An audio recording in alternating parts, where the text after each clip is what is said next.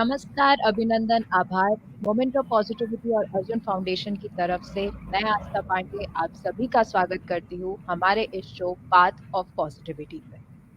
और आज हम जिस विषय पे बात करने जा रहे हैं वो पिछले कुछ समय से काफी सुर्खियां बटोर रहा है और वो है और कितनी आयशा।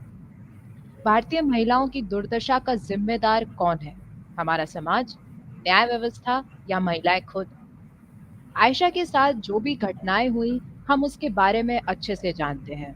जैसे कि सबसे पहले वो घरेलू हिंसा की शिकार हुई और उसके बाद अपने पति द्वारा दहेज की मांग से परेशान हो, दुखी हो उसने आत्महत्या की। लेकिन आज हम सिर्फ आयशा के बारे में बात नहीं करने वाले। हम उन सारी महिलाएं जैसे कि मनीषा, गुड़िया, निर्भया, लक्ष्मी अग्रवाल के बारे में भी बात करने जा रहे हैं। उनके साथ जो अपराध हुए, जैसे कि एक छोटी बच्ची, कुछ ही महीनों की बच्ची बलात्कार की शिकार हो जाती है, तो दूसरी ओर किसी के प्रपोजल को मना करने पर उस पे एसिड अटैक किया जाता है। आज हम इसी बारे में डिस्कशन करेंगे हमारे पैनलिस्ट के साथ। और आज हमारे जो पैनलिस्ट हैं वो ना सिर्फ अपनी फील्ड में काफ़ी पारंगत हैं, बल्कि इसके अलावा समाज सेवा, सुधार व महिला सशक्तिकरण के लिए उन्होंने जितने भी कार्य किए हैं वे काफ़ी सराहनीय हैं। तो आइए सबसे पहले बुलाते हैं एडवोकेट दिलशाद मुजावर को। ये child welfare committee Kolhapur district और transgender welfare board Maharashtra government की मेंबर हैं। हमारी दूसरी पैनलिस्ट हैं doctor Arundhati Bhalerao. She is a motivational speaker and director of Prarambh Kala Akademi. और हमारी तीसरी पैनलिस्ट हैं doctor Khushboo Garg. She is a dentist, नमस्ते। president of Arjun Foundation, and she's leading North India with her Good Girl Drive, where girls are being taught about menstrual hygiene and self-defense. आप तीनों का मैं सादर अभिनंदन करती हेलो, गुड इवनिंग। तो hello. Dilshad ma'am सबसे पहले हेलो हेलो तो दिलशाद मैम सबसे पहले मैं आपसे पूछना चाहूँगी कि आयशा के साथ जो भी दुर्घटना हुई उस बारे में आप क्या सोचती हैं? उससे क्या सच्चाई उजागर होती है और उससे हमारे समाज को क्या शिक्षा लेनी चाहिए?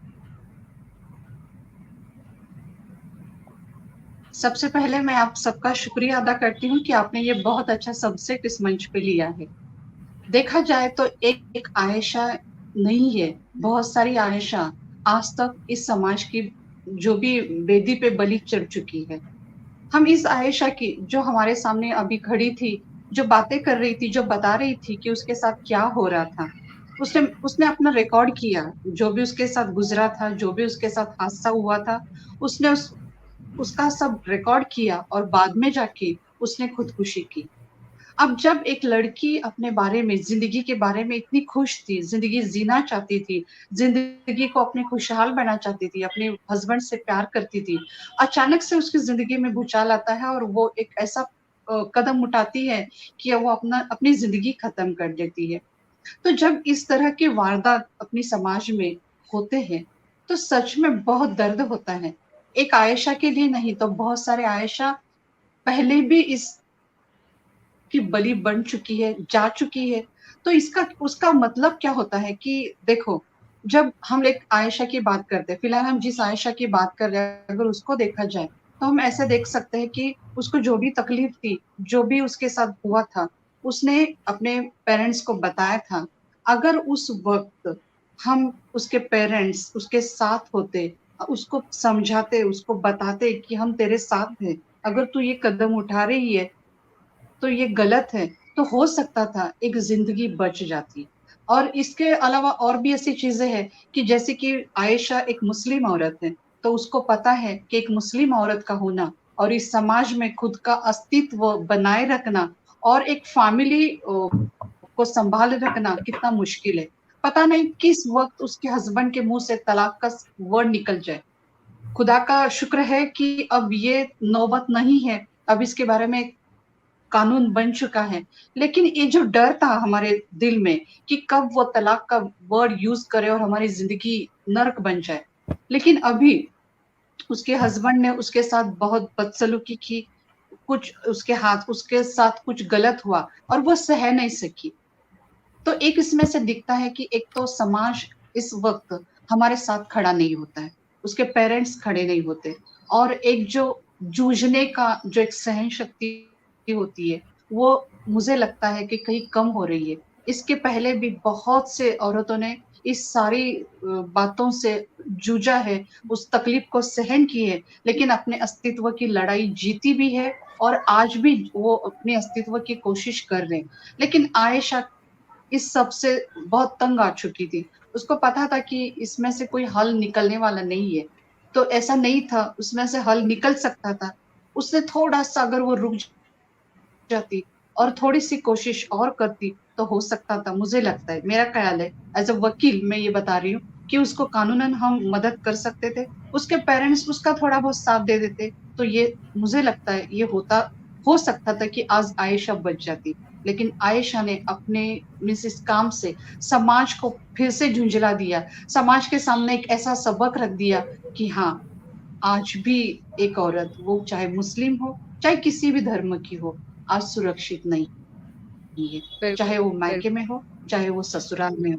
बहुत सारे क्वेश्चन आज भी आयशा के जाने के बाद वापस हमारे सामने खड़े हुए हैं। Right, right. बिल्कुल सही है मैम, काफ़ी सच्चाई हम लोगों के सामने आई है और इससे एक और बात जो हमें सबक मिला है, जो हमें सीखनी चाहिए वो ये कि मुश्किल के वक़्त पे अपने विवेक से काम लेना बहुत ज़्यादा ज़रूरी हो जाता है। इंसान इमोशंस के बहाव में आके कई बार गलत कदम उठा देता है जिससे वो तो बच जाता है, वो तो उस सिचुएशन से बाहर निकल गया, लेकिन उसके साथ जो लोग जुड़े हुए हैं, जो उससे प्रेम करते हैं, उन पे काफ़ी वो मुश्किलें आ बहुत पड़ती मुश्किल से गुज़रती हैं। फिर हैं। बिल्कुल, बिल्कुल मैम, आती है क्योंकि बिल्कुल। आज उसके पेरेंट्स ये हादसा बर्दाश्त नहीं करते होंगे। राइट, बिल्कुल, बिल्कुल सही मैम। अरुंधति मैम, मैं आपसे पूछना चाहूँगी कि आखिर में उसे दहेज की जो माँग की उसके पति ने, उससे भी वो काफ़ी दुखी थी। तो आपके हिसाब से ये दहेज प्रथा लोगों ने क्या सोच के शुरू करी और इससे क्या नुकसान हो रहा है? आपका इस बारे में क्या सोचना है? अभी दिलशाद मैम ने जो बात कही उसी को नज़रअंदाज रखते हुए मैं पहले कुछ इसका जो बेस है उसके ऊपर मैं बात करना ज़्यादा पसंद करूँगी और फिर हम दहेज की तरफ जाएँगे। देखिए, अत्याचार जो जी, है उसका जो वर्गीकरण है, इसको मैं 3 हिस्सों में हम बाँटते हैं कि जैसे एक है आपराधिक हिंसा है, मतलब बार-बार ये हमारा जो टॉपिक है और कितनी आयेशा, तो उसका मूल हम ये सोचते हैं कि एक तो आपराधिक हिंसा है, जिसमें बलात्कार है या अपहरण है, एक घरेलू हिंसा है, जिसमें लैंगिक दुर्व्यवहार है, या फिर पत्नी को पीटना है, दहेज संबंधी और आदि बातें हैं जो अभी आपने छेड़ी।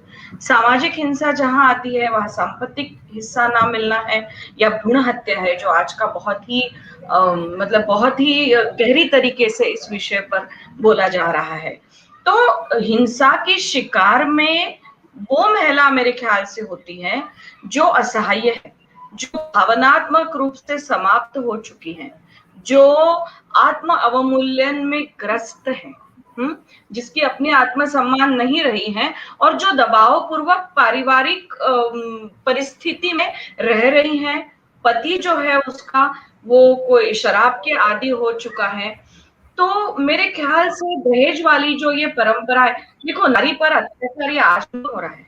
हम यदि प्राचीन ग्रंथों को पढ़ते हैं या प्राचीन धर्मों का अभ्यास करते हैं, तो हम देखते हैं कि पूर्वापार से ये अपराध या उस पर जो अन्याय है, ये होते जा रहा है, उसका स्वरूप बदलते हुए नज़र आ रहा है। हम कहते हैं कि महिला और पुरुष कंधे से कंधा लगाकर आगे चल रहे हैं, और ऐसा नहीं है। आज भी समाज में, गाँव में आप यदि जाती हैं, तो दहेज के लिए औरतों को पीटा जाता है, उन्हें मारा जाता है, उन्हें घर से निकाल दिया जाता है। आज भी घर से इतना दहेज लेके आओ तो रहो, नहीं तो निकल जाओ। ये चित्र गाँव में जब मैं जाती हूँ तो मुझे दिखाई देता है। एक तरफ हम कहते हैं नारी की जहाँ पूजा है, वहाँ देवताओं का वास होता है। वह एक शक्ति स्वरूप है। हमारा समाज, हम सब बहुत ही जोश के साथ ये कहते हैं, वो शक्ति स्वरूपा है। देखो, हम जब सब शादी होती है तो सप्तपदी चलते हैं, बराबर है। सप्तपदी का एक संस्कार ये भी है कि यदि कभी विपदा आए तो अग्नि के फेरे लेकर मैं स्वयं, स्त्री कहती है, ये प्रण करूं कि उस विपदा के साथ मैं पति की जगह खुद जूझूं और उसे सुरक्षित रखूं, बराबर है। फिर भी पति कभी डगमगा जाए तो उसे थामने हिम्मत जो नारी में है, वो उसकी हिम्मत ही ऐसी है, इसलिए वो एक कदम पीछे उसके साथ चलती है कि यदि वो कोई अपराध करे तो वो उसे थाम सके। इसका मतलब ये नहीं है कि वो सहन करती रहे। हम बोलते हैं कि स्त्री आज हर क्षेत्र में काम कर रही है, हर क्षेत्र में पुरुष के साथ कंधा लगा के चल रही है, पर क्या सचमुच वो सुरक्षित है? नहीं है, क्योंकि शास्त्र लिखने वाला पुरुष था। यदि औरत शास्त्र लिखती तो अपने लिए इतने ज्यादतियों का महासागर वो कदापि तैयार नहीं करती। निसर्ग ने ही उसे इतना शक्तिमान बना के रखा है, इतना ताकतवान बना के रखा है कि वो अपने अधिकारों के लिए उसे पता होकर भी कई बार जूझ नहीं सकती, क्योंकि वो जो संस्कारों से बंधी है, जो परंपरा उस पर लादे गई है, उसने अपने माँ को, नानी को, दादी को जिस संस्कारों में बड़े होते हुए देखा है, वही संस्कारों में वो आगे जा रही है। और इसीलिए मेरे ख्याल से दहेज की जो समस्या है वो शहर में कम मात्रा में होगी, लेकिन गांव में आज भी दहेज की जो मतलब दहेज की जो समस्या है वो बहुत ही बुरी तरीके आज भी हमें समाज में देखने को मिलती है। और इसलिए मुझे हमेशा लगता है कि सिर्फ बातों में स्त्री की पूजा, स्त्री नारी, स्त्री सरस्वती का रूप, स्त्री दुर्गा का रूप है, उसमें सारी कैपेसिटी है, कैपेबिलिटी है, पर यदि उस कैपेसिटी को और कैपेबिलिटी को वो सामने लाना चाहे तो हमारा समाज उसे अलग तरीके से देखना शुरू करता है कि इस पर कोई नियंत्रण नहीं है, ये बहुत ही ज्यादा अपने आप को ओल्ड समझती है, अपने आप को बहुत ही ज्यादा आधुनिक समझती है, हमारा समाज ही उसे पीछे खींचना शुरू कर देता है। तो मुझे ऐसा लगता है दहेज है या स्त्री पर अत्याचार है, अन्याय है, ये आगे की स्टेप है। उसके पहले हमारे समाज में, हमारे धर्म ने, परंपरा ने स्त्री पर जो बंधनों से उसे बांध के रखा हुआ है ना, और वो बंधनों में वो आज भी रह रही है। आज रात को मैं मेरे बंबई में 12 बजे अकेली नहीं आ सकती, मैं चाहे कितनी भी हिम्मतवान औरत हूँ, मुझे कुछ मर्यादाएं जरूर है। मैं यदि रात को 12 बजे आती हूँ तो मेरे ही बिल्डिंग के सिक्योरिटी गार्ड्स मुझे ऐसे देखते हैं कि जैसे मैं कहां से आई। एक पुरुष आ सकता है, एक महिला नहीं आ सकती। तो जब तक समाज में स्त्री पुरुष ये भेद को एक इंसान के तरीके से ना देखा जाए, तब तक ये सारी जो प्रथाएं हैं या जो अत्याचार है या अन्याय है, ये दूर नहीं होगा, ऐसे मुझे लगता है। बिल्कुल, बिल्कुल मैम, बिल्कुल। खुशबू, मैं आपसे यही पूछना चाहूंगी, जैसा कि अरुंधति मैम ने बोला कि घरेलू हिंसा भी काफी बढ़ गई है, और सिर्फ आयशा के मामले में नहीं, कहीं ना कहीं काफी औरतें इस समस्या को झेलती हैं। तो मैं आपसे इसलिए ये सवाल पूछना चाहूंगी क्योंकि सेल्फ डिफेंस को लेकर आप गुड गर्ल ड्राइव चला रही हैं अर्जुन फाउंडेशन की तरफ से। तो आप वहां पे लड़कियों को खुद भी सेल्फ डिफेंस की बहुत नॉलेज देती हैं, उन्हें सिखाती हैं। तो आपके हिसाब से लड़कियां कैसे अपने आप को प्रोटेक्ट करें, सेल्फ डिफेंस को किस तरह से यूज किया जाए, और अगर मान लीजिए आपके सामने 5 लोग आ जाते हैं तो उस समय औरत को किस तरह से वो सिचुएशन हैंडल करनी चाहिए? जैसे कि अरुंधति जी ने और दिशा जी ने बोला है कि हमें सबसे पहले तो लड़कियों को सेम ओहदा देना चाहिए जैसे हम मर्दों को देते हैं। तो हमें ये हमेशा ध्यान रखना चाहिए कि लड़की किसी चीज़ में कम नहीं है, चाहे वो सेल्फ डिफेंस हो, चाहे वो घर के काम हो, चाहे बीइंग अ मदर हो, चाहे एक्चुअली अ पावर हो। आज भी लड़कियों को पावर जैसे एक देवी माना जाता है, पावर माना जाता है अल्टीमेटली। मगर जब बहुत तादाद बढ़ जाती है लड़कियों की तो लोगों को लगता है कि नहीं, उन्हें बेटा चाहिए, बेटी नहीं चाहिए। मगर ये इम्पोर्टेंट नहीं है कि बेटी है या बेटा है, बट ये इम्पोर्टेंट है कि हम बेटी को और बेटे को सेम लेवल पे देखते हैं, सेम लेवल से ट्रीट करते हैं। बेटी भी वो सारे काम करती है जो बेटा करता है, बेटा भी वो सारे काम करता है जो बेटी करती है। बेटा घर में हेल्प करता है माँ को, बर्तन धोता है, खाना बनाता है। बेटी बाहर जाती है, काम करती है, पैसे कमा के लाती है, अपने माँ बाप को हेल्प भी करती है, चाहे वो फाइनेंशियल हो या किसी भी मामले में। आज जब हम ये जेंडर इनइक्वालिटी और डिस्क्रिमिनेशन अपने घरों में और मन में रखेंगे, तो दूसरे भी वही सीखेंगे। सो अल्टीमेटली सेल्फ डिफेंस कहाँ से स्टार्ट होता है? Self defence is not only for girls, it is for main, it is for boys, it is for everyone. Self defence आज सबके लिए ही इंपॉर्टेंट है।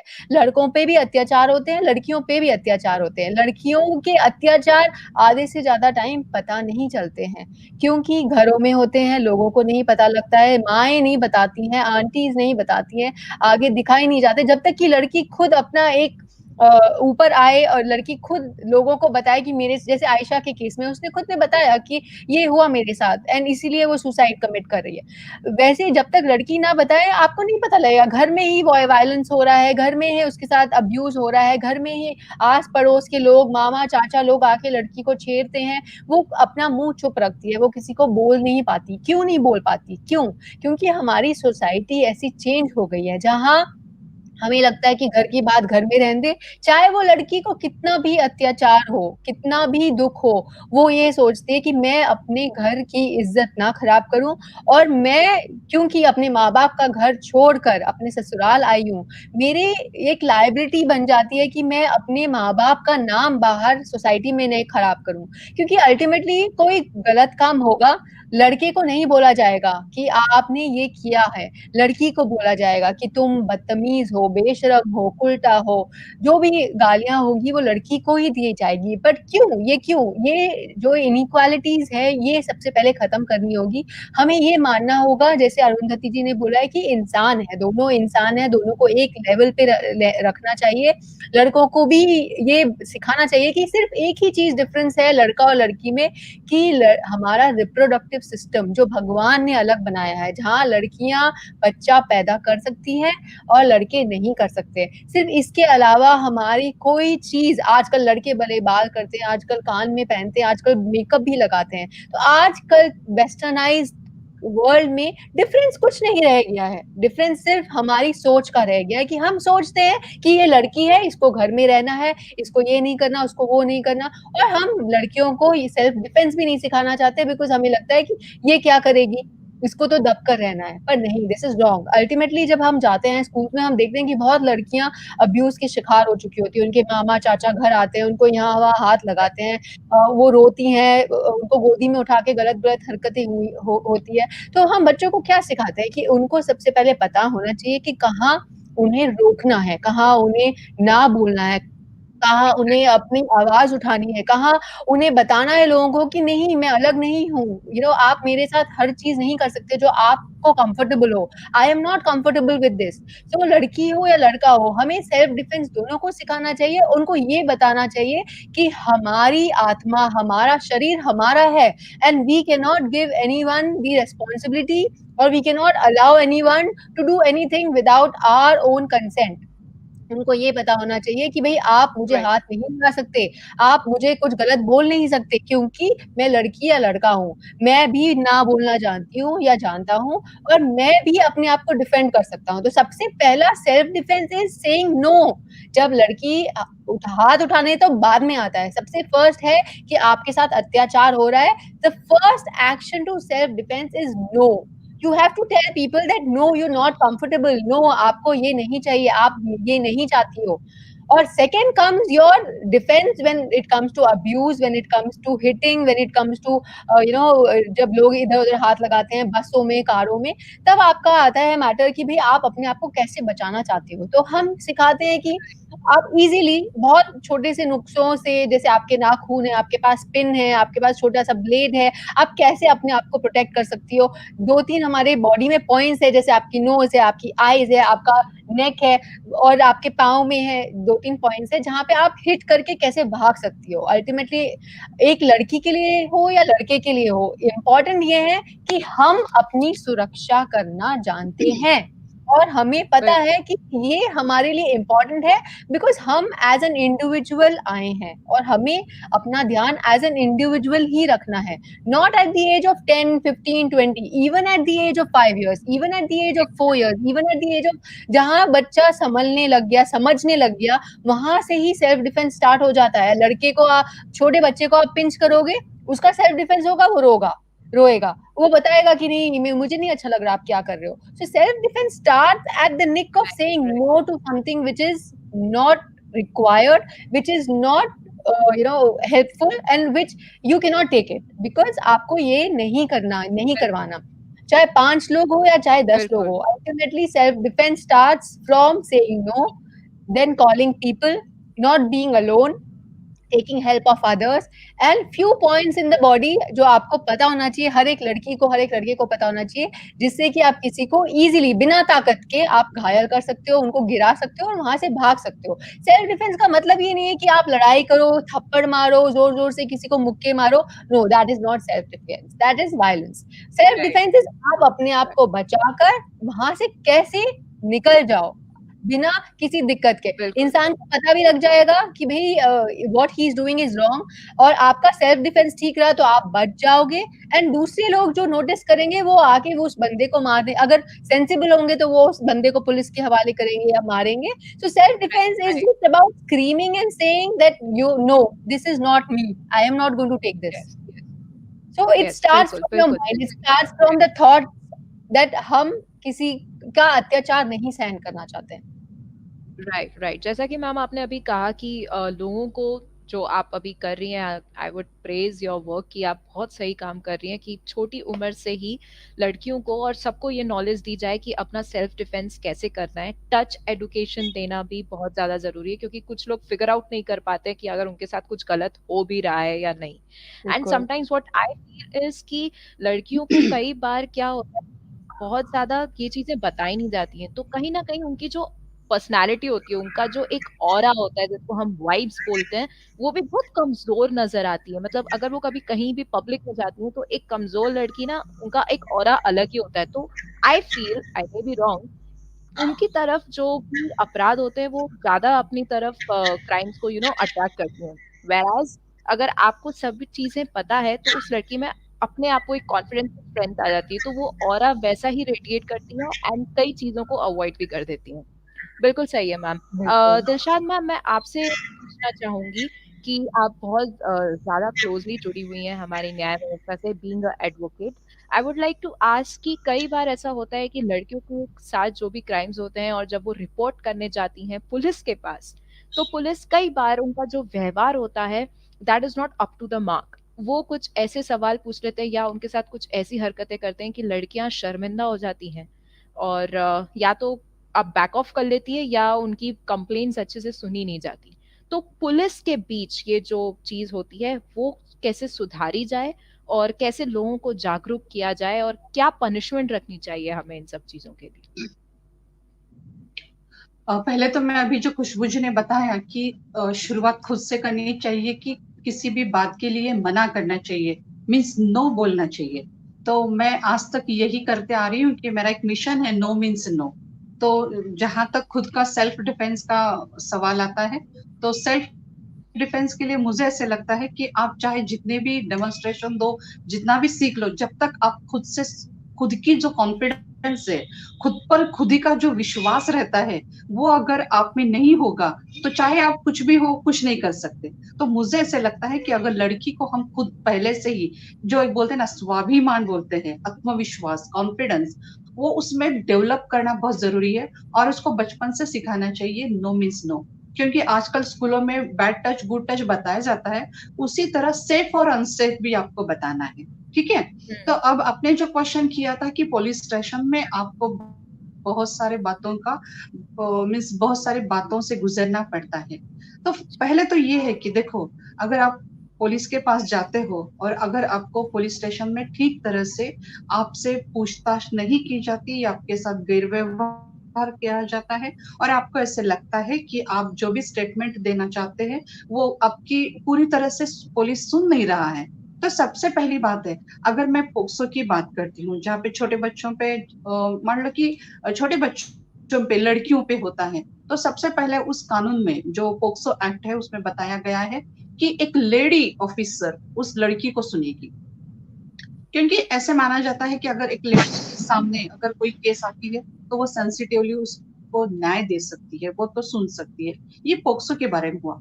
मान लो कि पोक्सो है, छोटी बच्ची है, नाबालिग है, और उसका अगर रेप होता है, तो वो उस कानून में बताया गया है कि आपको पुलिस स्टेशन में जाने की जरूरत नहीं है। वो जो लेडी ऑफिसर है वो आपको जहाँ पे उस बच्ची को लगेगा कि मेरे साथ मुझे ये एनवायरनमेंट सूट हो रहा है, मैं यहाँ पे जाके अपना स्टेटमेंट प्रॉपरली दे सकती हूँ, तो वो वहां अपना स्टेटमेंट दे सकती है। ये नहीं कि उसको पुलिस स्टेशन जाना है। अभी मान लो कि कोई अडल्ट लेडी है और उसके साथ दुर्व्यवहार होता है, जैसे कि फैमिली प्रॉब्लम से डोमेस्टिक वायलेंस हुआ है, या उसके साथ अब्यूज हुआ है, या जो काम करती है वहां पे उसको सेक्सुअल हरासमेंट हुई है, तो इन सब चीजों के लिए वो जब पुलिस स्टेशन के लिए जाना चाहती है, तो उसमें भी एक बात है, अगर वो पुलिस स्टेशन नहीं जाना चाहती है तो 1091 इस अगर टोल फ्री जो नंबर है, अगर उस पे वो कॉल कर देती है और उस पे अगर अपना वो जो भी उसका एफआईआर है या जो भी उसका स्टेटमेंट है वो देना चाहती है तो वो दे सकती है। और अगर उससे इससे और भी लगता है कि मुझे और सिक्योरिटी चाहिए, मुझे और भी कुछ बताना है, तो 1091 पे ये जो टोल फ्री नंबर है उस पे वो बता सकती है कि मुझे कोई लेडी ऑफिसर मेरे घर भेज दो, मेरी जगह भेज दो, मुझे उसे मेरी जो भी स्टेटमेंट है वो मुझे लिखवानी है, मुझे उसे बतानी है। ठीक है, तो अब इसमें होता क्या है, ये बातें तो हम लेडीज को पता नहीं रहती, औरतों को नहीं मालूम है, छोटी बच्चों को नहीं जी। मालूम है, तो आप पुलिस स्टेशन जाना जरूरी नहीं है। आप उनको अपने घर बुला सकते हो, क्योंकि कानून में स्पष्ट किया हुआ है, अगर सूर्यास्त के बाद मीन्स 6 बजे के बाद कोई भी लेडी पुलिस स्टेशन नहीं जा सकती, और किसी लेडीज को पुलिस स्टेशन में आप बुला नहीं सकते। ये औरतों के साथ हुआ, छोटे बच्चों के साथ तो और भी है कि उनको 6 बजे के बाद तो पुलिस स्टेशन आप बुला ही नहीं सकते, या किसी स्टेटमेंट के लिए किसी नाबालिग बच्ची को आप पुलिस स्टेशन नहीं बुला सकते। तो ये बिल्कुल। एडवांस है, ये हमारे साथ अच्छी चीजें हैं, ये हम लोगों को मालूम नहीं है। तो अगर हम ये छोटी चीजें ध्यान रखते हैं और पता चलता है तो बहुत कुछ हो सकता है। रही बात, अगर कोई पुलिस अपने साथ दुर्व्यवहार कर रहा है या आपको जी। इस तरह के क्वेश्चन पूछ रहा है कि जिससे आपको लज्जा उत्पन्न हो रही है और आप नहीं बताना चाहते, तो आप एक जी। काम कर सकते हैं, आपकी जो स्टेटमेंट है वो लिखवा के दे सकते हो, या उसका जो सीनियर अथॉरिटी है, मान लो एक एसपी है, तो एसपी के पास आप जाकर इसकी कंप्लेंट कर सकते हो कि इस तरह से मेरी ये कंप्लेंट है और ये जो ऑफिसर है ये मेरे साथ दुर्व्यवहार कर रहा है, तो आप मेरी कंप्लेंट आप खुद लीजिए। तो ये एक पार्ट हो गया।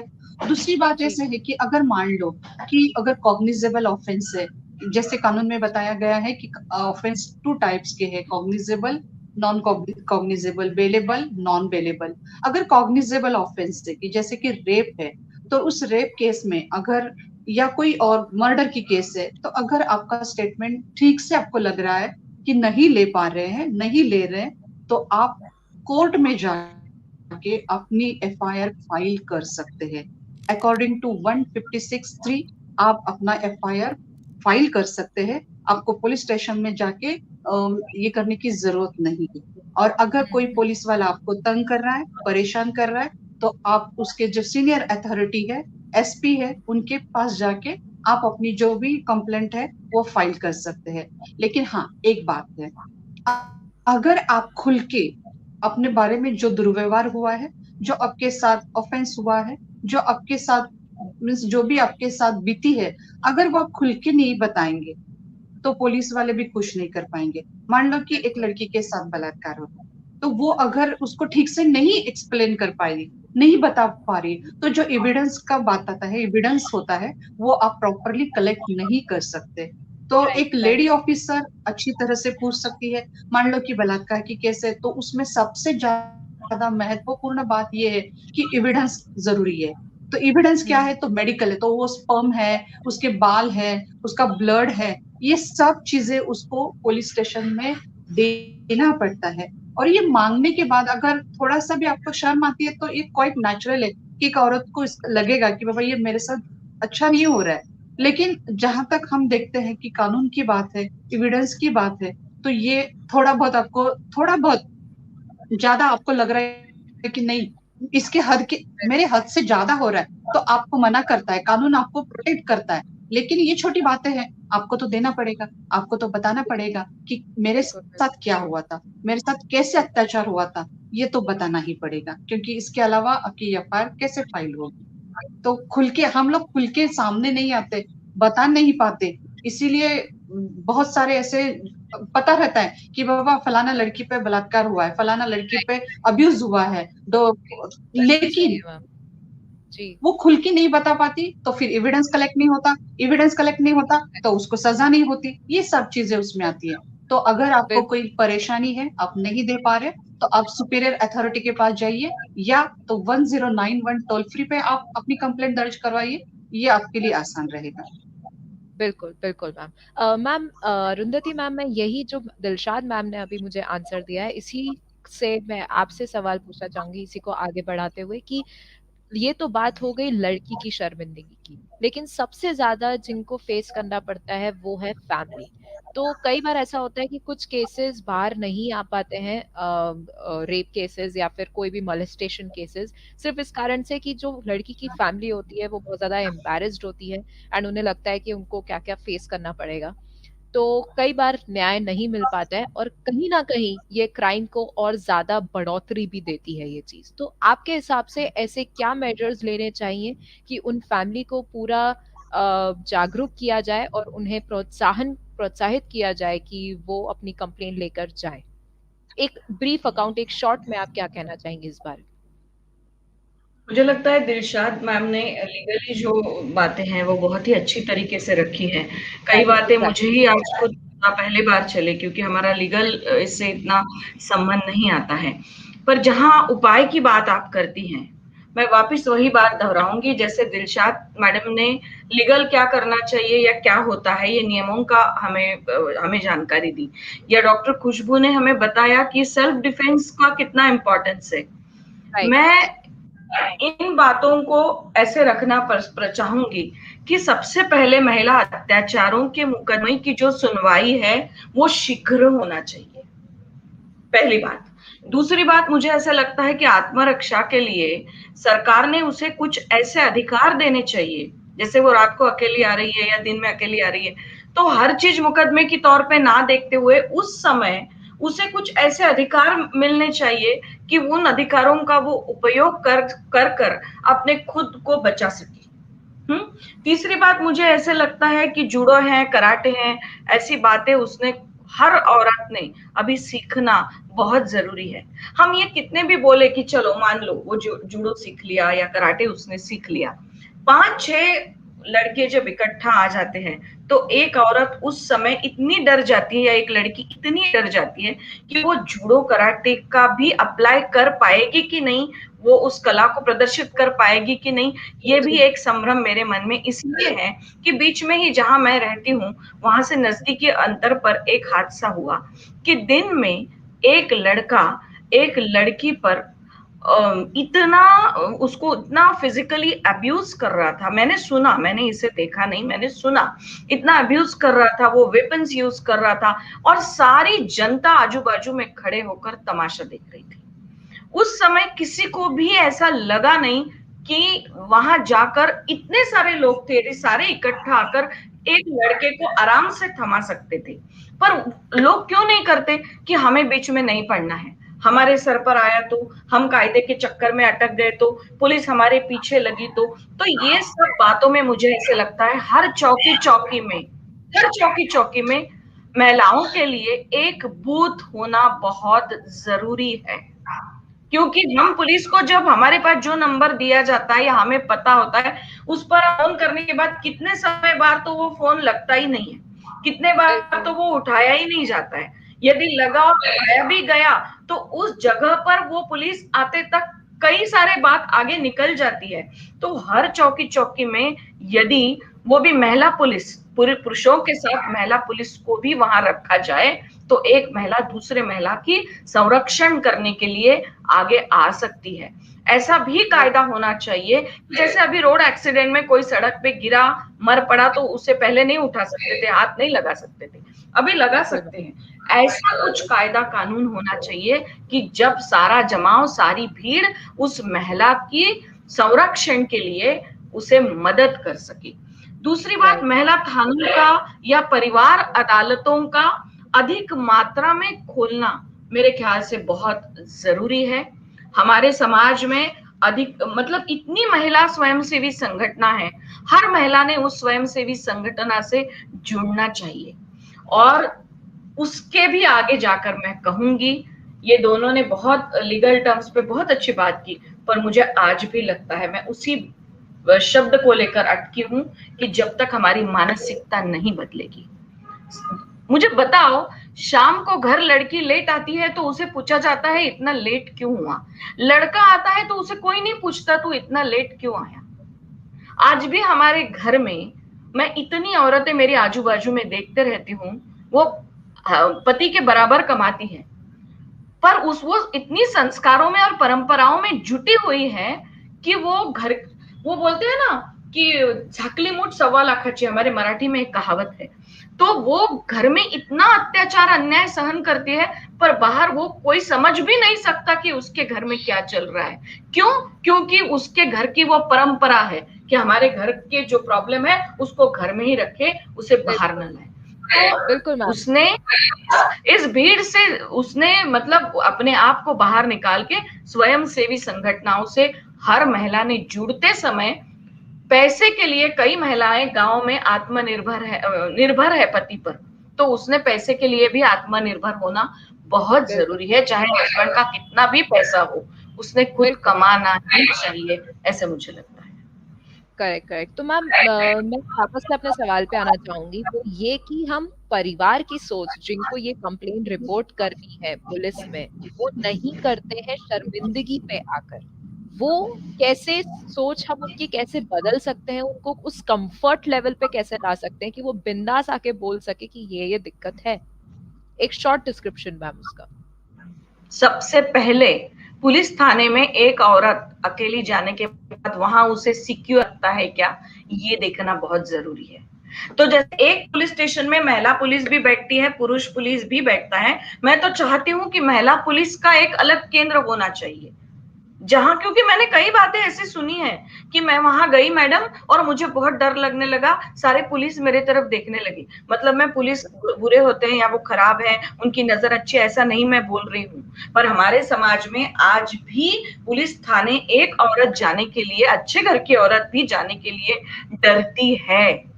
तो उसका वो डर निकलना बहुत जरूरी है। ये डर क्यों है, ये बहुत अलग सब्जेक्ट है।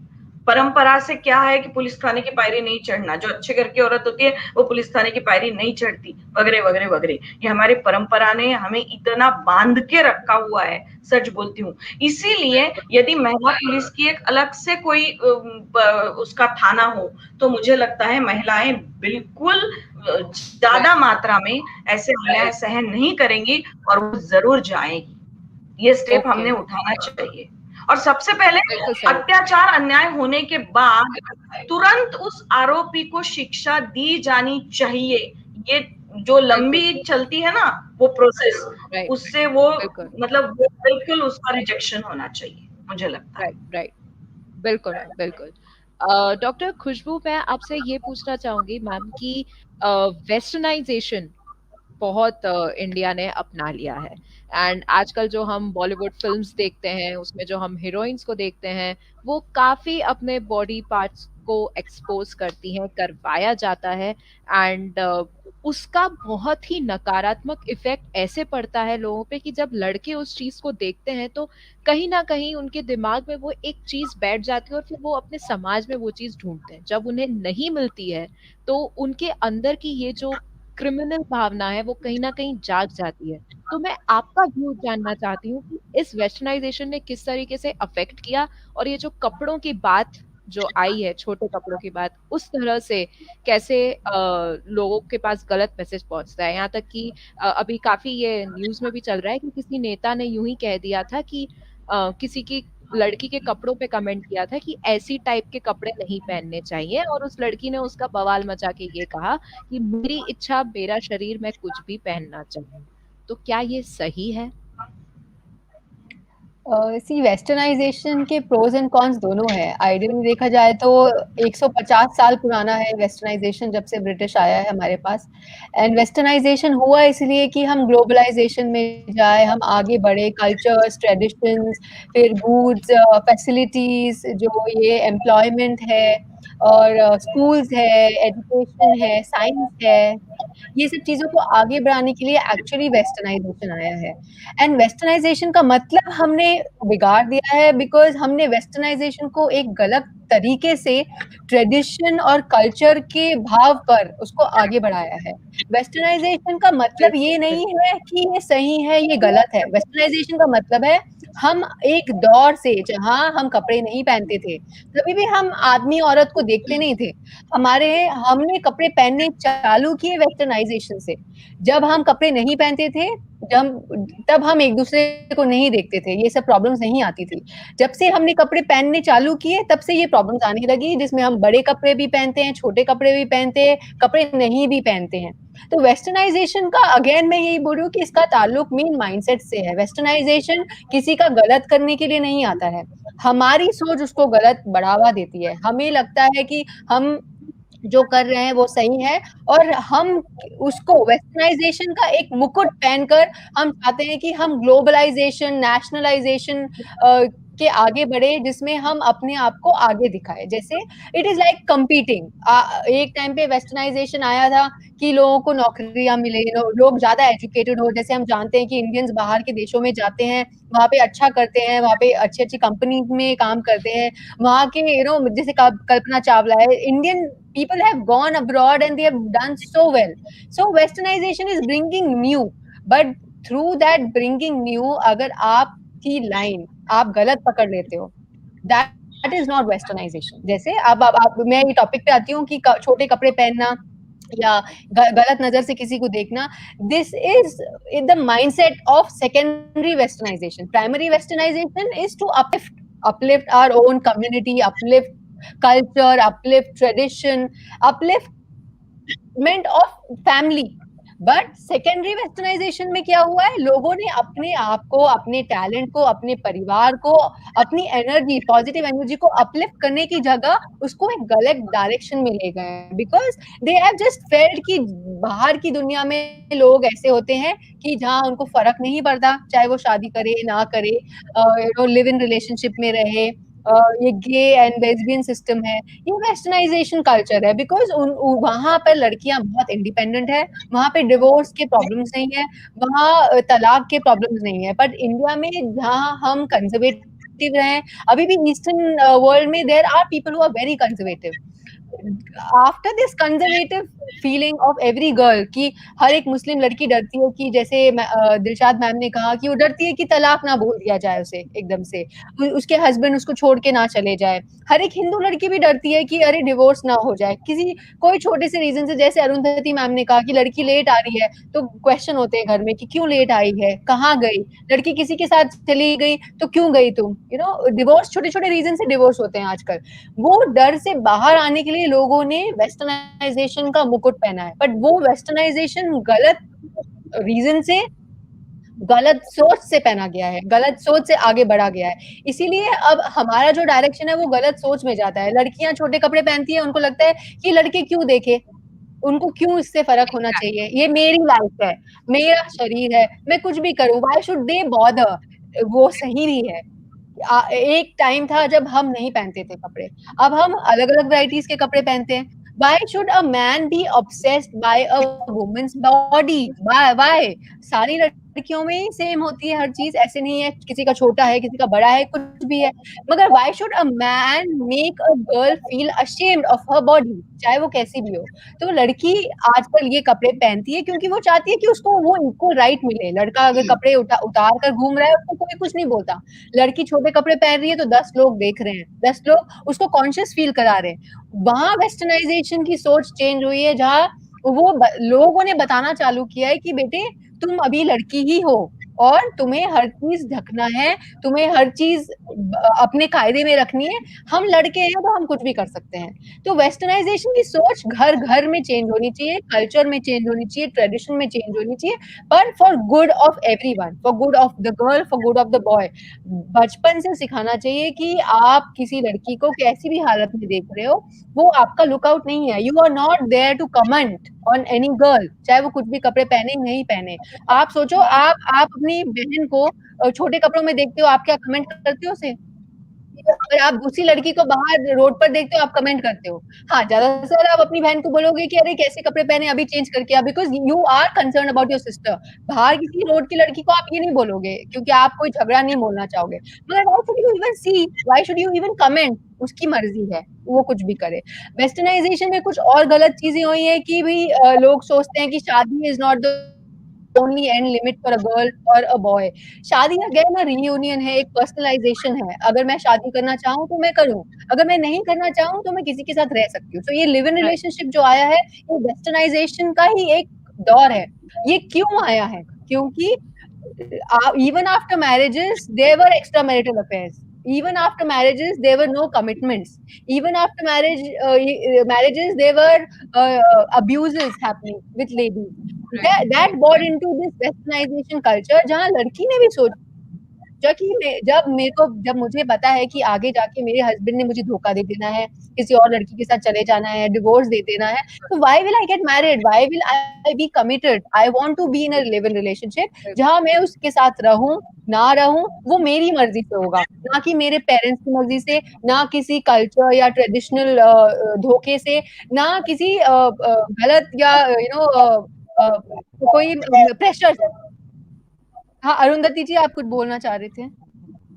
मैं आप ही के इस मुद्दे पर बोलना चाहती थी कि आप जो अभी हमारा जो सवाल आस्था जी ने किया था, मुझे ऐसे वापस लगता है कि परंपरा ने बच्ची को आज तक की मेरे जनरेशन तक इतनी इतनी बातों को नो निगेटिव हमने सुना है।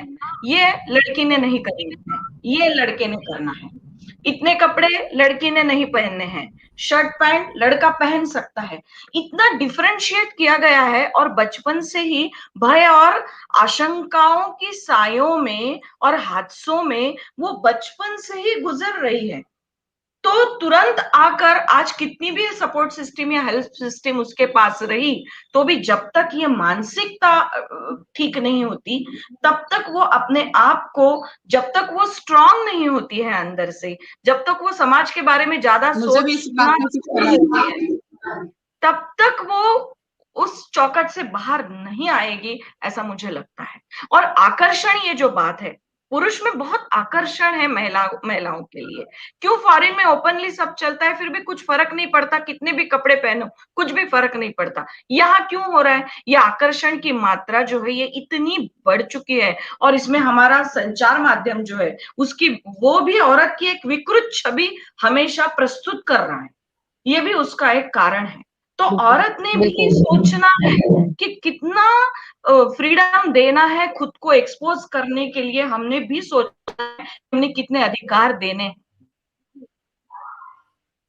बिल्कुल वेरी ट्रू, बिल्कुल सही बोला है अरुंधति जी आपने, बिल्कुल सही। और मुझे यही लगता है कि हमें इक्वालिटी अगेन रखनी चाहिए कि हाँ जी। Shweta can take over. Shweta. Yes, I will. Due to technical difficulties from Astha's side, I will now be hosting you further from here because there are technical difficulties from Astha's side. Okay. Am I audible? Okay. Yes. Okay. So, my name is Shweta Rana. My name is Shweta Rana. Yes. And I will take it forward from here now. अभी हम यहाँ से बात आगे की तरफ लेके जा रहे हैं। दिलशाद मैम, मुझे आपको पूछना है, हाँ, am I audible to everyone? क्या आप मुझे सुन रहे हैं? यस। ओके। दिलशाद मैम, मुझे आपको पूछना है, हम जब बात करते हैं ईरान जैसे देशों की या सऊदी अरेबिया जैसे देशों की, आई थिंक ये प्रीडिसर्स हो गए हैं जहां पे हम ये कहते हैं कि आज इसने किसी स्त्री के साथ बलात्कार कर लिया और कल इसे भरे चौक में फांसी दे दिया। इंस्टेंट जस्टिस, इन 7 days एक कोर्ट में हाजिरी की जाती है और इसके बाद आपको न्याय प्रक्रिया का सामना करना पड़ता है। अब अक्सर ये कहा जाता है कि ये प्रक्रिया यहाँ हिंदुस्तान में भी आनी चाहिए। This thing should come in India too. Because जैसे हम बात करते हैं निर्भया के केस की, it happened in 2012 और 2019-20 तक they were all alive, हमारे टैक्स पेयर्स के पैसे पे जी रहे थे। तो दिलशाद मैम मुझे बताइए आपकी क्या राय है? You are an advocate, you can tell us about it. Yes. पहले तो मैं अभी जिस कपड़ों की बात हो रही थी उस पर कुछ कहना चाहती हूँ, बाद में आपके सवाल का जवाब जरूर दूंगी, ठीक है? तो मैं देखिए खुशबू जी और अरुंधति जी, मैं आपसे कहना चाहती हूँ कि मैं सीधे सीधे बच्चों के साथ काम करती हूँ, छोटो बच्चों के साथ काम करती हूँ। और ये जो अभी ये जो कपड़ों की बात है ये बहुत मायने रखती है। हालांकि बड़ी सिटीज में पता नहीं क्या होता है, लेकिन जब हम ग्रामीण भाग की, जब छोटे शहरों की, छोटे कस्बे की बात करते हैं तो वहां पे कपड़ा बहुत मायने रखता है। और आज भी आप अपने को जिस तरह से प्रेजेंट करते हो वो बहुत जरूरी है। क्योंकि देखिए मैं अब पहले भी बता चुकी हूँ, मैं बच्चों के साथ काम करती हूँ। 2 साल की बच्ची फुल फ्रॉक में होती है, ना कि वो पूरे कपड़े में होती है, फिर भी उस पर बलात्कार होता है। 2.5 साल की है, 3 साल की है, 6 साल की है। तो ये जो कपड़े हैं ये मुझे लगता है जब वो बच्ची बड़ी हो जाती है तो बहुत मायने रखते हैं। क्योंकि आज स्कूल, अभी देखिए आप अगर वेब सीरीज अगर देखते हैं तो उस वेब सीरीज में इतनी खराब चीजें बताई जाती है। मैं आपको एक इंसिडेंट बताती हूँ निर्भया केस का, जो दिल्ली में घटा हुआ था। तो उसके बारे में शायद आपको सबको पता है कि वो जो जेल में जब वो जो अक्यूज थे तो उनको एक पत्रकार थी, उनको मिलने के लिए गई थी, तो और उसने पूछा था कि अपने निर्भया के साथ इतनी निर्मम की जो क्रूरता की थी वो किस वजह से, क्या वजह थी उसके पीछे, ठीक है ना? तो उन लोगों ने उसका जवाब दिया था कि हमारे जो पिताजी थे वो मेरी माँ के साथ किस तरह का बिहेव करते थे वो हमने देखा था। वो माँ को किस तरह से यूज करते थे। एक ने तो इतना बुरा उसका एक्सप्लेनेशन दिया हुआ था कि वो कहना भी मुश्किल है, इतनी तरह से कि वो जिस वक्त कोई उसके साथ, उसकी माँ के साथ संबंध करता था, मीन्स सेक्सुअल करता था, तो वो बच्चा बेड के नीचे हुआ करता था। तो उसने ये सब झेला हुआ है, देखा हुआ है। तो अगर मान लो कि इस हालात में अगर वो बच्चे बाहर निकलते हैं, इस थॉट के साथ वो बड़े होते हैं, तो जब एक औरत अगर पूरे किस तरह से अगर उसके सामने प्रेजेंट होती है तो उसकी हालत क्या होगी। अब ये बहस बहुत बड़ी है कि लड़की ने कपड़े कैसे पहनने चाहिए, कैसे नहीं पहनने चाहिए। अभी थोड़ी देर पहले आपने जिक्र किया था कि एक मंत्री महोदय ने एक औरत के लिए एक बात कही थी कि उसने फटी हुई जीन्स पहनी थी। तो मुझे लगता है फटी हुई जीन्स उस औरत की, पता नहीं उसकी क्या डिग्निटी थी, मालूम नहीं, लेकिन मैंने जितना पढ़ा था तो उसको ये बताया गया था कि वो एक किसी संस्था की चालक थी, कि कोई संस्था चलाती थी। मान लो कि छोटे बच्चों की संस्था चलाती है, एक पल भर के लिए हम उसको मानते हैं कि वो एक संस्था चलाती है, उसके औरतें आती होंगी, मर्द आते होंगे, छोटे बच्चे आते होंगे। तो अगर एक संस्था चालक इस तरह से आपके सामने आती है फटी कपड़ों में, फटी जीन्स पे, तो उस बच्चे पे क्या असर होगा? मैं आपको पूछना चाहती हूँ कि इस बच्चे पे क्या असर होगा। तो कपड़े बहुत मायने रखते हैं मैम। मुझे लगता है कि हम शायद, हो सकता है कि मैं छोटी जगह से हूँ, छोटे एरिया से हूँ, लेकिन मैं काम करती हूँ तो मुझे मालूम है कि बच्चों की आज थॉट प्रोसेस क्या है वो मैं जानती हूँ। लेकिन जितने भी आप कानून बनाइए, जितने भी आप कीजिए, जब तक हमारी मानसिकता नहीं बदलती तब तक हम कुछ नहीं कर सकते। और मुझे लगता है ये पीढ़ी ऐसी ही चली जाएगी। जब हमारे बच्चे छोटे हैं, उनका जो खुद का आगे जाके जब जनरेशन होगा, वो बड़े होंगे, तब इसके बारे में हो सकता है कुछ चेंजेस हो सकते हैं, बदलाव आ सकता है। लेकिन फिलहाल जो भी कपड़ा है वो बहुत मायने रखता है, बहुत मायने रखता है।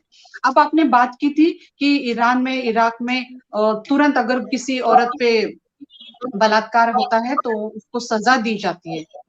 देखिए हिंदुस्तान में ऐसा नहीं हो सकता, क्योंकि हमारा जो संविधान है उसका हमने स्वीकार किया हुआ है। और संविधान हमको ये बताता है कि अगर कितना भी घिनौना उस आदमी का एक ऑफेंस हो, लेकिन उसको डिफेंड करने के लिए उसको एक मौका देना चाहिए। और हमारा कानून इसी पे है कि किसी भी आरोपी को, किसी भी अक्यूज को वो एक एक परमिशन देता है, एक अपॉर्चुनिटी देता है कि अपनी वो खुद की केस सॉल्व करे, वो खुद की केस रखे। हम ऐसे किसी को, हमारे संविधान के तहत हम किसी को इस तरह का जैसे कि टिट फॉर टैट, एक ने हाथ काटा है, एक का हाथ किसी ने काटा है तो दूसरे का हाथ उसी का तरह कट जाएगा, तो हम इंडिया में ये नहीं कर सकते। माना कि अभी चेंजेस आ रहे हैं निर्भया के केस में, जब एक नाबालिग लड़का था तो उसकी वजह से बहुत हंगामा हुआ कि उसको पता है कि वो क्या कर रहा है। तो ये सही बात है, ये सही बात है कि अगर उसको मालूम है कि मेरा एक्ट एक अडल्ट की तरह है, तो अभी कानून बन रहा है कि उसको अडल्ट की तरह आप ट्रीट करो। अगर वो नाबालिग है लेकिन उसकी जो एक्ट है, उसने जो किया हुआ है, अगर वो अडल्ट की तरह होता है तो उसको अडल्ट रिएक्ट करो। इस तरह का एक सोच अभी हमारे पास आ रहा है और निर्भया की केस से बहुत सारे बदलाव आ चुके हैं। और मुझे लगता है कि महाराष्ट्र में अभी एक शक्ति नाम का कायदा आ रहा है और तेलंगाना में शायद दिशा नाम का एक्ट है, कि इस तरह से अभी फास्ट हो रहा है और फास्ट ट्रैक कोर्ट भी बन रहे हैं, स्पेशल कोर्ट आ रहे हैं। तो ये जो भी केसेस है उनके पास जाके जितने जल्दी जितना हो सके इस तरह के जो केसेस है वो हैंडल करने की कोशिश हो रही है। लेकिन इंडिया में ये नहीं हो सकता है कि आप 7 दिन के अंदर ट्रायल कीजिए और सजा जो भी है उसको खत्म कर दीजिए। तो नहीं, हमारा कॉन्स्टिट्यूशन सबसे आगे है, हम कॉन्स्टिट्यूशन के तहत चलते हैं और हमारा कॉन्स्टिट्यूशन हमको इस तरह की परमिशन नहीं देता है। तो एक अक्यूज को उसकी राय रखने के लिए और खुद को डिफेंड करने की एक अपॉर्चुनिटी मिलनी चाहिए। जी अरुंधति मैम, कहिए आप क्या कहना चाहती है? निशाद जी ने अभी जो बात कही वो मैं उससे 100% सहमत इसलिए हूँ कि जो कपड़े हम परिधान करते हैं, जैसे मान लो मैं एक संस्था चलाती हूँ, मेरे पास महिलाएं आती हैं, मेरे पास बच्चे आते हैं, तो जैसे मैं रहूं, मैं अपने आप को जैसे प्रेजेंट करूं, वही मेरे बच्चों के मैं रोल मॉडल होती हूँ, वो मुझे फॉलो करते हैं। ठीक है, तो ये एक श्रृंखला है। ये श्रृंखला जैसे जैसे आगे बढ़ जाती है, जैसे बीच में एक सेंसर में मैंने फिल्म देखी CBFC में, तो हमने उसको बुलाया, जिसने फिल्म बनाई थी उसको हमने बुलाया और मैंने पूछा कि भाई इतना घिनौना आपने स्त्री का दर्शन पूरे पिक्चर में दिया है, आप ए के लिए चूंकि मांग रहे हैं, फिर भी इतना घिनौना दर्शन करने का कारण क्या है? कुछ बातें आप अलग तरीके से लाइट्स के हेल्प लेके या करके कुछ दिखा सकते थे, इतना सब आपको करने की क्या जरूरत थी? उसने मुझे जवाब दिया, देखो मतलब अपने आजू बाजू जो दिखता है उसी से समाज वो देख के ही सीखते जाता है और उसी श्रृंखला को आगे बढ़ाते जाता है। उस आदमी ने जवाब दिया कि क्या मैडम आप सवाल पूछ रही हैं, मैं तो गांव से आया हूं, पर आपके बंबई में जब मैं गेटवे ऑफ इंडिया पे घूम रहा था तो लड़कियां जो कपड़े पहनी हुई थी वो मैं देख नहीं पा रहा था आपके अपने आंखों से, मैं इधर उधर मुंह घुमा रहा था, मुझे वो देखा नहीं जा रहा था, वो तो मैं प्रत्यक्ष सामने देख रहा था, इसके बीच तो पर्दा रहने वाला है ना, कोई हाथ तो नहीं लगा सकने वाला है ना। वो कपड़े देखकर मुझे लग रहा था कि आए रहा है क्या लड़की है। मतलब ये जो है ना, ये जो घिनौनापन आ रहा है हमारे समाज में, उससे कई हद तक हम औरतें भी जिम्मेदार है, ऐसे मुझे लगता है। हमने क्या पहनना है क्या नहीं, मैं ऐसा नहीं कहती कि आप एकदम पूरा दुपट्टा ऊपर से लेके ऐसे पूरा पुराने जमाने के जैसे चलो, पर कितना अंग प्रदर्शन करना है ये हमारे हाथ में भी है। हमने भी कुछ मर्यादाओं में रहना बहुत जरूरी है। मैथिली शरण गुप्त ने कहा है, नारी जीवन हाय तुम्हारी यही कहानी, आंचल में दूध आंखों में पानी। अब वो आंखों में पानी यदि हमको नहीं चाहिए तो हमें भी कुछ मर्यादाओं के साथ, मैं ऑर्थोडॉक्स नहीं हूँ पर मुझे ऐसा लगता है हम समाज में समाजशील लोग हैं, हमारे आजू बाजू में लोग हमें सही बात है, सही बात है। तो हमने भी कुछ मर्यादाओं का पालन किया। Very right, appropriation of dressing has to be there. एक हम जिसे कहते हैं अप्रोप्रिएशन, किस जगह पे क्या पहन के जा रहे हो और उस माहौल में क्या आप दर्शाना चाहते हो is very very important. This is my last question और मैं ये हर एक से पूछ रही हूँ और हर एक के पास 20 सेकंड है मुझे बताने के लिए कि जनता जो है, आप जनता में अवेयरनेस कैसे स्प्रेड किया जा सकता है, जनता में जागरूकता कैसे जगाई जा सकती है स्त्रियों की तरफ एक संवेदनशीलता मेंटेन करने के लिए? सबसे पहले दिलशाद मैम आप बताइए 30 सेकंड में। अवेयरनेस की बात अगर जनता में हम करने की कोशिश करते हैं, तो मुझे सबसे ऐसे लगता है कि पहले हम अपने घरों से शुरुआत करें। तो घर से शुरुआत करने के लिए हमारे जो भी लड़का है, लड़की है, उनमें कोई भी भेदभाव ना करें। ये जब तक हम नहीं करेंगे, तब तक समाज क्या है? हमारा ही प्रतिनिधित्व है, हमारे ही कुटुंब का हिस्सा है, तो हम ही अब समाज का प्रतिनिधित्व करते हैं। तो मुझे लगता है कि हमारे घर से ये शुरुआत होनी चाहिए। और जबकि किसी एक लड़की पे अत्याचार होता है, तो हम पहले उसको इस नज़र से देखते हैं कि शायद इसकी कुछ गलती हुई होगी या इसी ने कुछ ऐसा किया होगा कि ये हादसा उसके साथ हुआ है। तो ये जो हमारी सोच है, ये कहीं तो रुकनी चाहिए। इस तरह से हमको डाइवर्ट करना चाहिए। तो समाज की जो विचारधारा है, वो एक साथ एक वक़्त नहीं बदल सकती, उसके लिए टाइम जाना चाहिए, लेकिन हमको कोशिश करती रहनी चाहिए कि वो वक़्त हो सकता है कि इन फ्यूचर ये बदल सकता है। तो ये बदलने के लिए शुरुआत हमारे घर से होनी चाहिए। हमारे घर में जो बच्चे हैं, उन पे संस्कार ये होने चाहिए। जो हस्बैंड वाइफ है, उनका रिलेशन एक-दूसरे के साथ इस तरह का हो कि वो अपने बच्चों पे क्या असर करता है। क्योंकि पेरेंट्स को फॉलो करते हैं बच्चे। जैसे मैडम ने अपने अभी अरुंधति जी ने कहा कि देखते हैं कि हमारे बच्चे हमको देखते हैं कि हमारे माता-पिता किस तरह से अपने साथ बिहेव करते हैं। उनका खुद के साथ वर्तन कैसा है। तो अगर हमारा और हस्बैंड वाइफ का जो रिलेशन है, वो अगर हेल्दी होता है, तो आने वाले बच्चों में भी ये असर होता है। तो पहले से कुटुंब या अपना स्वास्थ्य अपनी फैमिली, इसके साथ ही पहले हमको शुरुआत करनी है। अब दूसरी बात ये है कि जो भी टारगेटेड है, कोई लड़की है, कोई औरत है, तो उसको उस तरीके से नहीं देखना चाहिए कि जिस तरह से आज भी हम लोग उसके बारे में सोचते हैं। तो मुझे ऐसा लगता है कि माना कि अंधेरा बहुत है, क्या उम्मीद का एक दिया भी हम जला नहीं सकते? तो मुझे लगता है कि ये उम्मीद का दिया हम अपने घर से जला सकते हैं और यहाँ से ही हम शुरुआत कर सकते हैं। नजर बदलो, नजरिया बदलेगा। अरुंधति जी, कहिए यस। आपकी क्या राय है इस पे? मैं मिनट लूंगी, 30 सेकंड नहीं, 31 सेकंड लूंगी मैं ये बोलने के लिए। मैं कहूंगी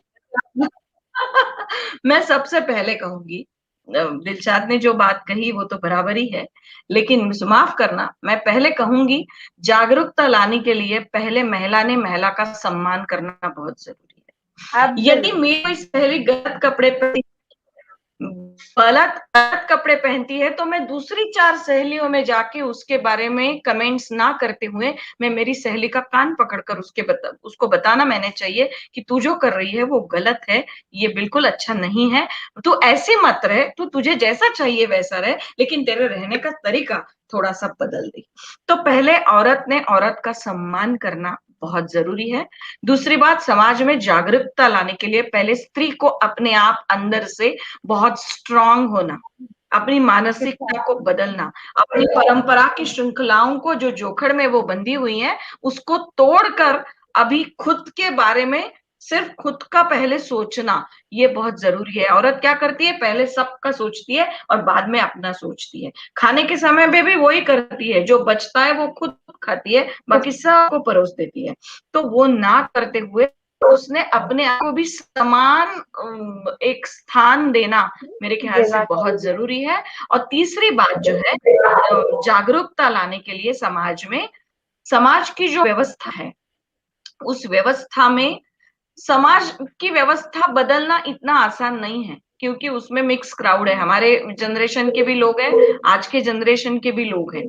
तो उसने खुद ही ने अपने आप को बुलंद करने के लिए, खुद के लिए कुछ नियमों का पालन करते हुए अपनी स्वतंत्रता कैसी वो जारी रख पाए, इसलिए उसने अपने आप के लिए कुछ नियमों का पालन करके वो जागरूकता अपने आप आएगी, ऐसे मुझे लगता है। Khushboo ji, what is your opinion on this? आपकी क्या राय है इस पे? बिल्कुल, जो दिलशाद जी ने और अरुंधति जी ने बोला है वो बिल्कुल सही है। मगर मुझे ये भी लगता है कि even for girls and boys, rather than हम ये सोचें कि हम क्या पहन रहे हैं, हम किसी को क्यों अट्रैक्ट कर रहे हैं, हम इसको अट्रैक्ट करें, हमें अपने अपलिफ्टमेंट के बारे में सोचना चाहिए कि हम क्या बनना चाहते हैं, हम क्या करना चाहते हैं, हमारा करियर क्या है, हम कितने इंडिपेंडेंट होना चाहते हैं, हम कितने स्ट्रॉन्ग होना चाहते हैं, हमें हमारी स्ट्रेंथ क्या है, rather than attracting others with your clothes, because एक बंदा जिसको आदत है आपको घूरने की, वो सलवार में भी घूरेगा, वो साड़ी में भी घूरेगा, वो आप कम कपड़े पहनोगे क्योंकि उसका माइंडसेट है। हमें माइंडसेट चेंज करना है लोगों का। हमें एक वो जो एक दृश्य लोगों में है कि हम ना लड़की जाएंगी तो हम घूरेंगे, चाहे वो पूरे कपड़े क्यों ना पहनी हो, चाहे उसके बाल को घूरेंगे, चाहे हम उसकी स्किन को घूरेंगे, चाहे उसके फेस को घूरेंगे। इसलिए मुस्लिम्स में ये प्रथा आई है जहाँ वो बुर्का पहनते हैं। वो नहीं चाहते हैं कि उनका एक बॉडी पार्ट भी दिखे। वो प्रथा आज तक भी चली जा रही है। तो rather than focusing on clothes and all that ऊपरी चीजें, हमें even for a girl and even for a man हमें ये सोचना चाहिए कि हमें अपनी inner strength, confidence, हमारा independence हमें गलत चीजों में नहीं लगाना चाहिए। हमें कुछ बनना चाहिए लाइफ में, अपने देश के लिए, अपने परिवार के लिए कुछ करना चाहिए, अपना माइंडसेट चेंज करना चाहिए।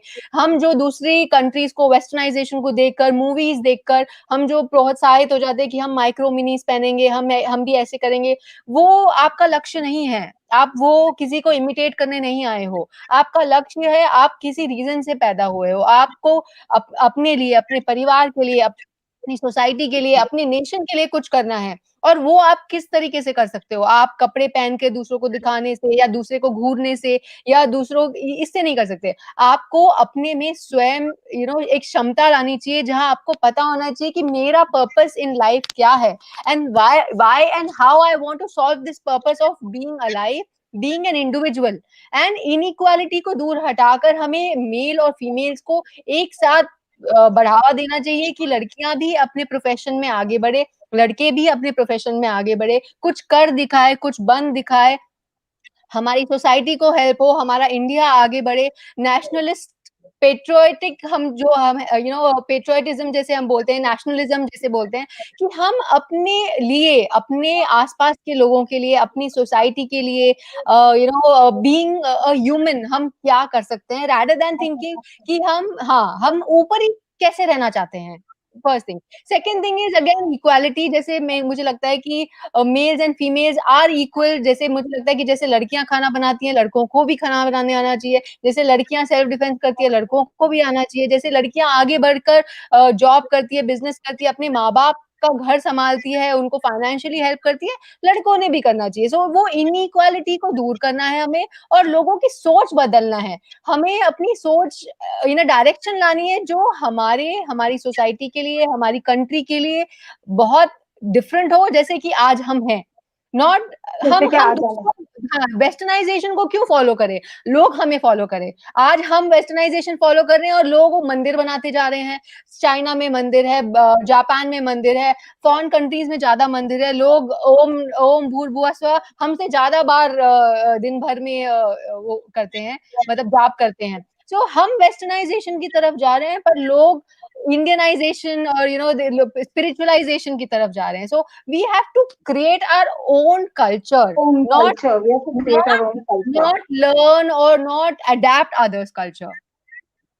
आयशा इस समाज में तब तक बनेगी, ये मेरा मानना है, आयशा इस समाज में तब तक बनेगी जब तक हम किसी लक्ष्मी को दहेज के लिए जलाएंगे, जब तक हम किसी सरस्वती को स्कूल जाने से रोकेंगे।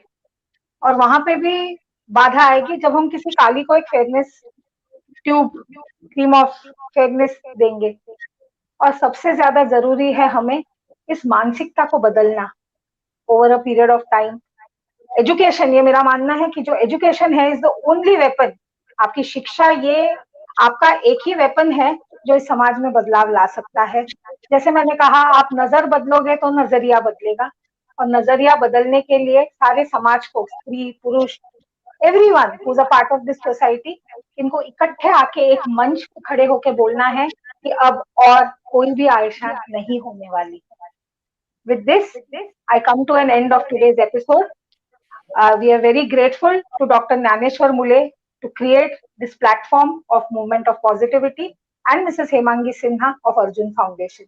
Thank you once again, Dilshad ma'am, Arundhati ji, Khushbu ma'am, for being a part of this panel. Opportunity. Thank you, Arundhati ma'am. Thank you, Dilshad ma'am. Thank you, Shweta ji. Thank you so much. Thank you so much. ये मंच पर ये विषय का चयन